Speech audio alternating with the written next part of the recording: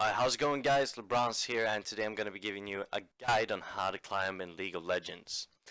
So, I'm going to be talking about a couple of things you can improve on, or you can practice on in order to actually climb in League of Legends. So, first of all, I'm going to be giving you a bit of information about myself. So, I peaked at Diamond 2 promos, actually promos 2 Diamond 1.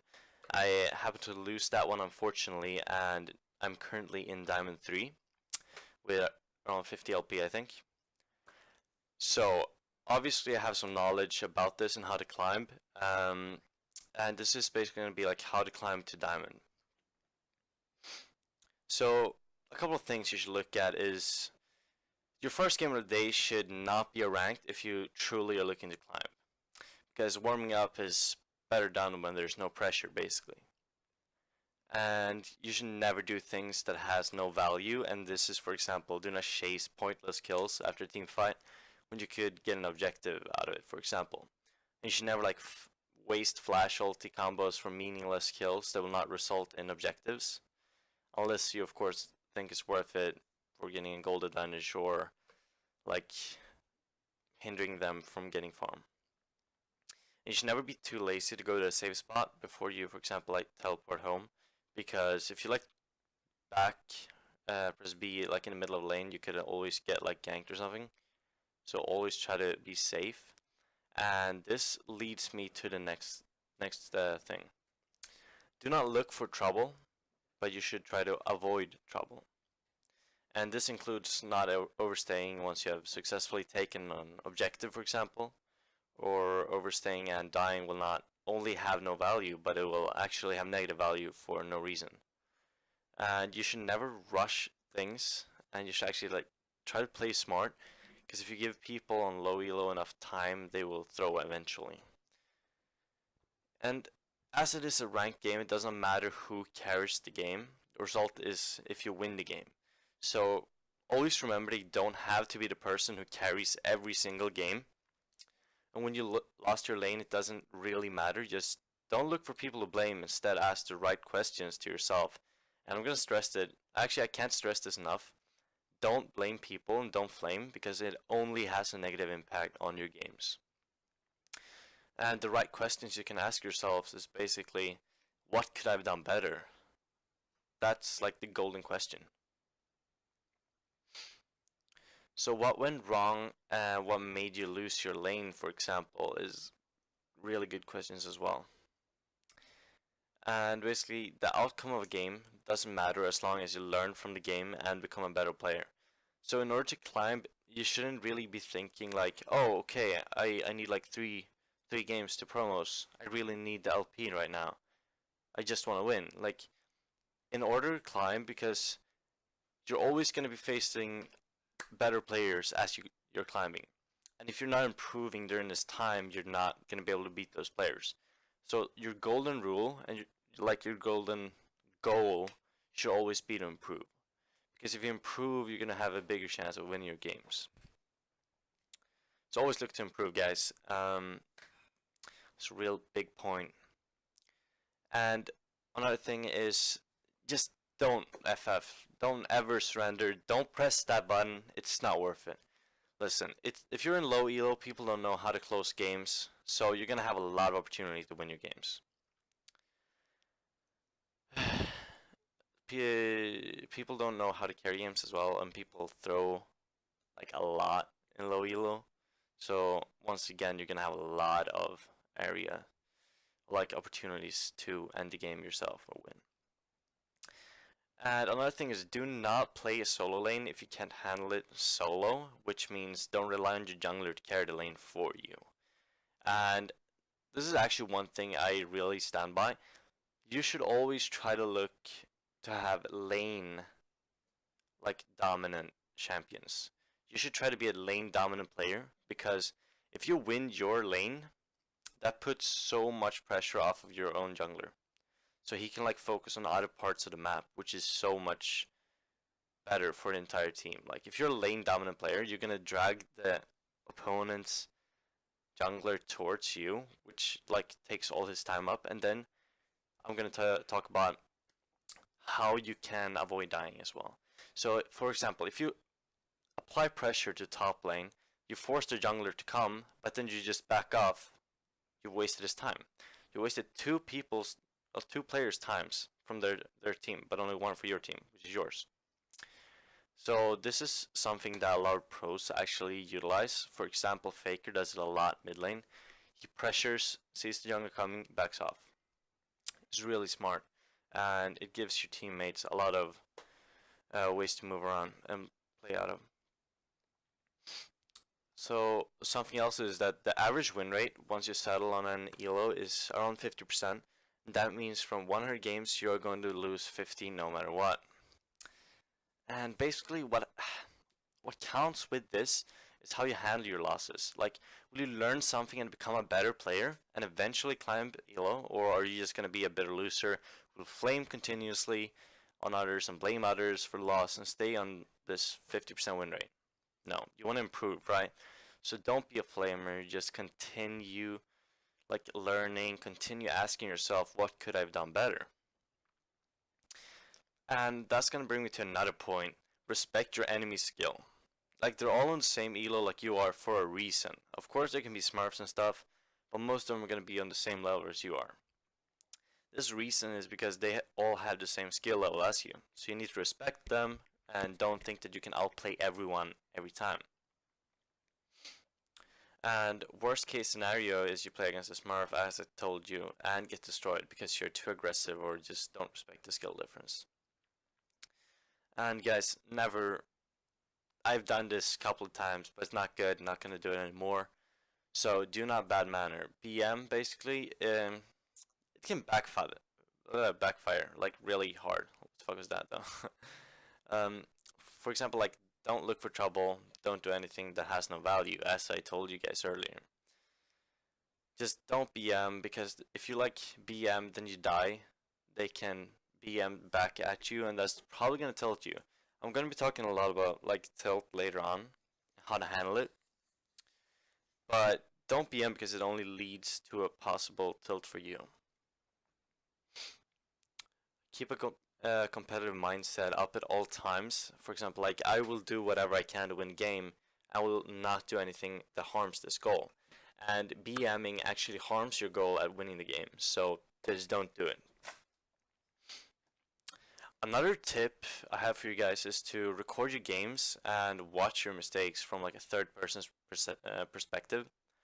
Me and my team actually does this. We have like VOD reviews, so we watch our games and we discuss what we could have done better. It's a really, really good way to learn.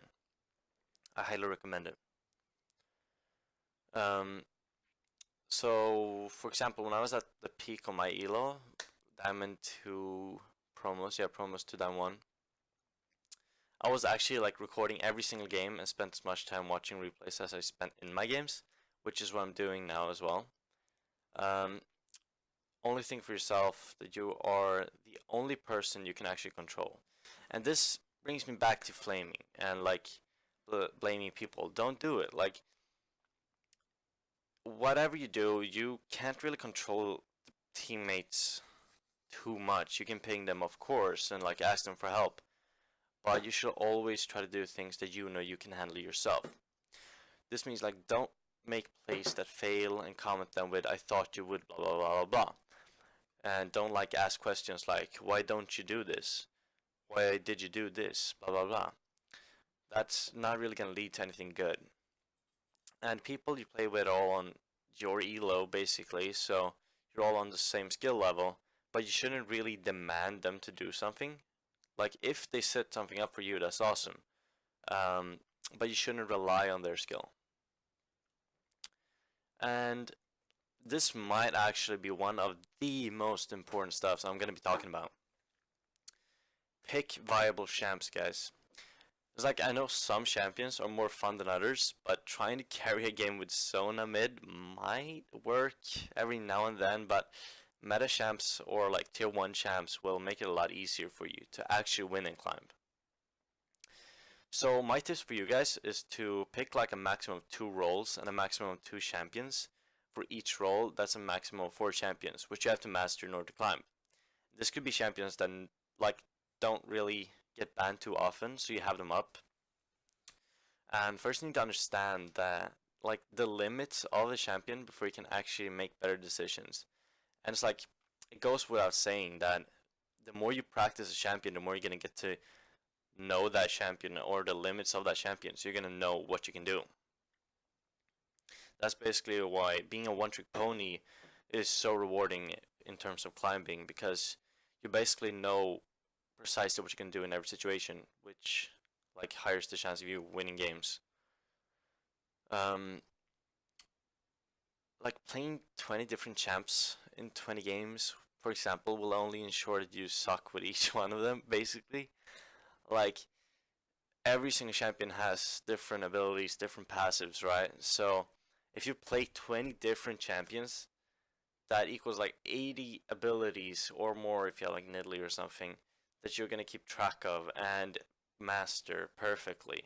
And that's not gonna happen. So I would definitely recommend you guys to focus on 2 roles and a maximum of 2 champions for each role, which will be 4 champions. It's not too much. Get to know those champions. Make sure it's viable champions, good in the meta, and always stay like tuned to patch notes, of course, so you can adapt. And the kind of people who can like fill or play all roles and somehow sit on the low elo makes no sense. Like if you're like, oh no, I'm good at everything, I play everything. That's not really like how it works. Maybe for like high challenger people, but not if you're like low elo. Just stay to 1 or 2 roles to 4 champions. So the thing is that you'll actually learn matchups and know how to handle enemy champions or counter picks to these champions that you main. Um, and it's not really like a shame to become a one-trick pony. It's quite the opposite. Like most high elo players will tell you the same. Like I picked up one champion, spammed it all over again. Like for me personally, I've mained Trundle. That was the champion that I think got me to platinum, and then I mained Ahri, got me to diamond. Then I mained Soraka, got me to high diamond, or I would consider diamond to be relatively high diamond. And now I'm back on Ahri again. And basically, guys, I just want to tell you that it's not the most amazing games that counts.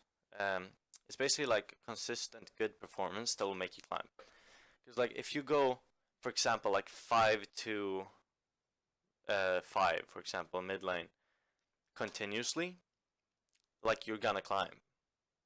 Like yeah, because you're continuously having a positive effect on the game, which is super important. But if you're going like some games like 20, 0, 5 or something, like super carrying, then the other games you're like 0, 17 or something, like super fucking feeding. You're gonna be very inconsistent, and this gonna be leading to a lot of like not really good climb, basically. Um, then it's like a personal advice when I'm playing solo queue is the first thing that I do is mute all and I just mute everyone. So they can't PM me, I can't PM them, really. So it's basically like I'm playing with bots. And there's nothing you can't communicate with pings. So for example, if you're going to gank someone, you don't have to type it. You don't have to be like, oh, you better not miss your hook or something. So you just go like, just ping like I'm on my way. They're gonna know you're gonna gank if you're on a playing with relatively smart people. And while positive comments will barely have any impact on your gameplay, like reading a single toxic comment might destroy your whole morale and make you tilt. I'm going to be talking more about tilt later. Don't read the chat like either, um, and even more important, do not type, because all this time you spend on reading and typing, it just loses your focus completely. It's not good, trust me. And now we'll come to getting camped by the enemy jungler. And it's nothing to whine like at your jungler about, because as I told you, the more you drag their jungler to your lane while not dying, you basically done something awesome for your team. Because you've won time for them and you like taken off a lot of pressure from your own jungler. So now I'm gonna be talking about like some basic requirements to actually improve. Um, like if you ask yourself what qualifies me to make such a guide as this one, like I've carried many accounts over the years to Diamond. Um, so basically, I know what I'm doing, and I just want to help you guys to like improve at the game. Um, and the main thing I've like learned from smurfing is basically reading people's mistakes. Like on low elo, people make a lot of mistakes, and you can actually learn from their mistakes. Like you can abuse their mistakes, and you remember the outcome for situations in the future. You can learn to roam on low elo because it's not really punished very hard. Like a high diamond or something, if you roam in a wrong like scenario, wrong position and lane, you can get punished really hard. You can lose like 2 waves or something. But on low elo, that's not really gonna happen. And as the elo goes up and mistakes are punished from the enemies as well, you learn to improve your roaming skills. Like this pattern can be used for all other situations and techniques. Um, you can learn trading on low elo and improve your trading while casting abilities as you go and climb vanilla. Uh, what more can we talk about here? So basically, CSing. Like CSing is so important. I can't stress this like enough at all. CSing is going to be your main gold income, which is huge because basically, as we all know, we get stronger by purchasing items in the shop, which we purchase with gold. And gold comes from either CSing, taking objectives, or killing enemies. Okay? So, for example, I can get at least 95% of the maximum amount of CS, like 42 out of 44, while left to my own devices, like, and achieve at least 80%, which is around like 85 out of 107 of the maximum CS against the lane opponent. So basically, listen to these steps, okay? Step 1. I can get at least 95% of the CS with full runes and masteries, no lane opponents and normal items. Step 2. I can get at least 95% of CS while moving and last hitting only. Step 3. I can get at least 95% of the CS while doing the above and alternating between pushing and freezing the lane. Step 4. I can get at least 95% of the CS while doing the above with a bot in my lane. And step 5. I can get at least 95% of CS while doing everything I've told you guys, but with no runes, masteries, or items. So basically what I'm trying to tell you guys here, practice, practice, practice. I mean, getting to diamond or climbing is not gonna get go in like a week or something. Perhaps if you're like a challenger smurf or something, but I'm pretty sure we're not. So basically, CSing, just you gotta practice that. Get into a custom game. Try to get 95% of the maximum amount of CS at least, or better. It's a really good like milestone to set, and it's so rewarding. Like you're gonna see an increase in your gold in your games, which gonna make you be able to just impact games so much more. Just really good.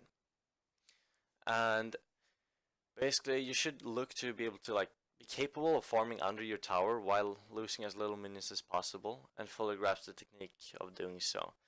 This is basically like, for example, melee minions and caster minions. They have like different stats of tankiness, and they die to tower on a different like way. The for example the backline minions, the casters, they die from one auto, tower shot, auto. Okay? Then you basically got a CS if no minions are hitting them. And this is like things you gotta learn from CSing in custom games or in like matchmade games. It's just really rewarding, guys. Really recommend it. And then of course laning phase. Alright, I'm just gonna go through like laning phase, then warding, map control, map awareness, communication. Just pretty like fast right now.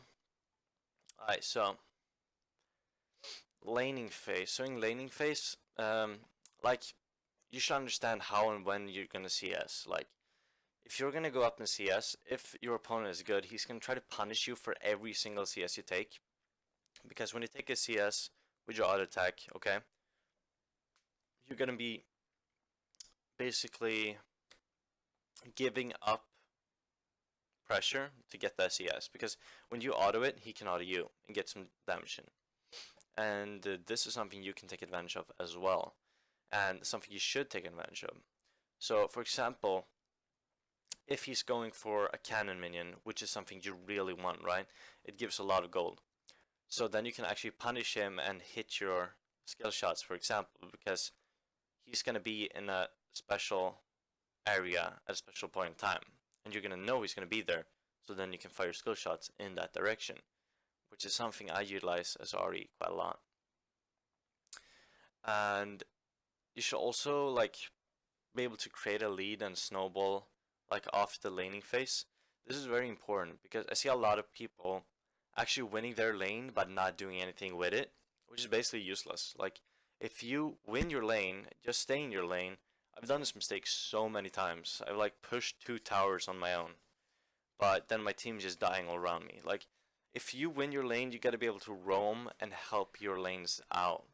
Because remember, guys, you're gonna win as a team. You're not gonna win as a solo player. Okay. And then we can go over to warding and map control. Once again, guys, this is a very overviewed guide on how to climb, okay? So warding and map control. Basically, like, you should constantly be warding during laning phase, and I'm gonna be mapping out some awesome places to actually ward, like here. Ding, ding, ding, ding. Alright, and you should actually be looking to like always ward before you push your lane. So this goes after you push your lane as well. Like, you push your lane, for example, for mid lane now, you push your lane, you go and place a ward like between the, what's it called, the tribush, or like beside the lane. Always, like, if you push your lane, place a ward, go back. And remember, guys, always buy pink wards, or wait, it's not called pink wards anymore. It's called control wards. Always buy control wards, guys. It's so good, and it's so worth it. It's 75 gold. It's really, really cheap for what it gives. Remember, you can't make any plays if you don't know where your opponents are. An example is actually that the Koreans, I think it was in the championship, always bought at least one control ward per back, which is really important, and really it makes sense when you think about it. And you should also try to deny as much vision as possible from the enemy team. You can do this by buying sweepers or by buying control wards, since control wards gives you vision of the opponent's vision wards. And I'll just go on to map awareness. Okay, so map awareness is yet again like so important. And why is it important? Basically because if you don't have a map awareness, you don't know if you're gonna get ganked, you don't know where the enemy team is, and you can just die by face checking a bush or something, which you don't want to do because it's really, really awkward and bad. So like milestones I'm looking for is, I'm gonna check the map like every 5 to 10 seconds in laning phase and after laning phase, but mostly in laning phase. And I will always like ping if I see an important piece of information on a minimap. And important pieces of information could be like, for example, the jungler is at blue buff and he could be heading top lane. Then you can do like an alarm ping top lane to let him know that the jungler is there. If you have the time, you can type it out, but I wouldn't recommend it since typing often loses your focus.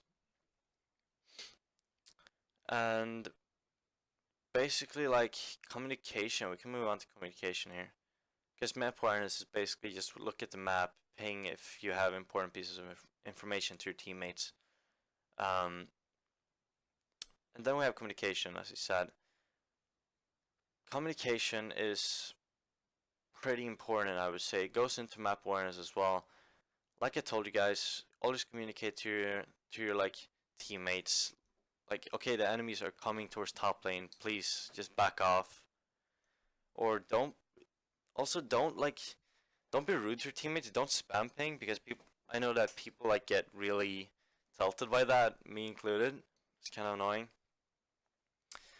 But it's like, let your jungler know, for example, if a bush surrounding your lane is warded, because that could help him gank you, and that could like profit you by giving you a potential kill or assist, or just minion like advantage.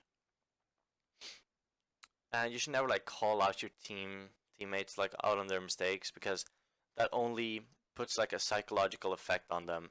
It's like if you tell someone like, "Oh, nice skill shot," when they like just missed it, they're gonna be very hesitant to use it in the future, which is not good at all, because you want your teammates to like dare to do these plays and really be like confident in their play.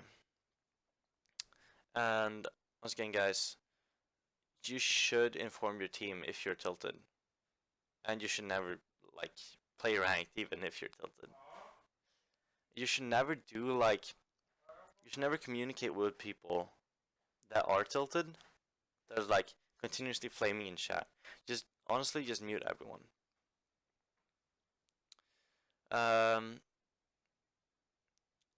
Also, just avoid engaging in like shit talking arguments or like battles. Just honestly, just no chat at all. To be honest. And then we come down to like judgment. You should always judge your like thoughts, because if you're like, oh okay, the opponent Lux is 50 HP, I'm Ahri, I got ult, I got enough mana, I get ignite, I could probably kill her. But then you should always think that there's this chance that Kha'Zix could come out of the bush and gank you, which would result in you dying, and Lux maybe can ult you from far or something. This is just an example, something that happens in my games, for example. And of course, if you are shot calling the game, you should like attempt to make decisions that have the highest amount of reward for the lowest amount of risk. This goes without saying. You want the best amount of gold or like profits from a situation without actually risking anything. You don't want to, for example, do Baron when 5 other people are mid lane. But if like 3 of their people are bot lane and all of you guys are Baron, of course you can do it without doubt.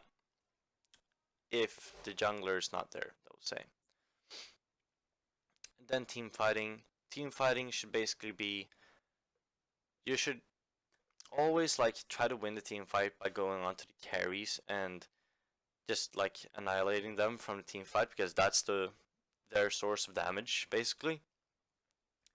And you should also think like, if you won a team fight, like you should not chase for kills or something. Like if you kill 3 people and then there's like 2 people like running away into the jungle when you could get an inhib, of course you're gonna go for the inhib. You're not gonna chase them down until the other people have respawned, so you're not gonna get anything but a little bit more gold. This brings me back to the thing about objectives over kills, okay? Which is very important. Objectives is what's going to win you the game. Like literally destroying the Nexus, which is an objective, wins you the game. Of course, kills gives you the gold advantage in order to get more objectives. But if you think about it, if you would chase for those 2 extra kills, sure, you get more gold. You can probably have a lot bigger chance of winning the next team fight to get the objectives. But on the other hand, you could just grab the objectives immediately, which is smarter. And yeah, guys, that's basically it for this video. Thank you guys for watching, and please like, comment, and subscribe. It helps me out a lot. And if you want more videos like this, yeah, as you said, like, comment, and subscribe. That's basically it. So, thank you guys, and I'll see you in the next one. Later.